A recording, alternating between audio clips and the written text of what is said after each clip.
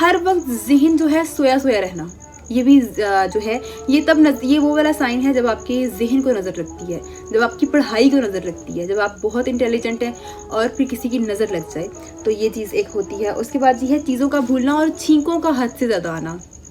तो अगर आपको मामूल से हटकर ज़्यादा छींकें आ रही हैं और जो इसके बाद है जी चीज़ों का भूलना हो जाए, तो चीज़ों का ज़्यादा भूलना भी नज़र बद की अलामत है। नबी पाक सल्लल्लाहु अलैहि वसल्लम का फरमाने आलीशान है कि मेरी उम्मत में ज़्यादा अमवात नज़र बद की वजह से होंगी।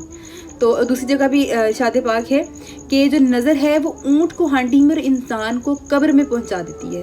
तो नबी पाक सल्लल्लाहु अलैहि वसल्लम ये फरमा रहे हैं, तो ये हक है और नज़र लग जाती है। और कुछ लोग जानबूझ के भी नज़र लगाते हैं, ये बड़े अफसोस की बात होती है। कोई नज़र गाड़ कर देख रहा है, आप उसको फ़ौरन मना करें कि आप मुझे क्यों इस तरह देख रहे हैं, या आप उसको कोई और बात जो है किसी और बात की तरफ ले आएँ। कोई आपको अगर बिल्कुल फोकस करके देख रहा है तो आपने ऐसी जगह से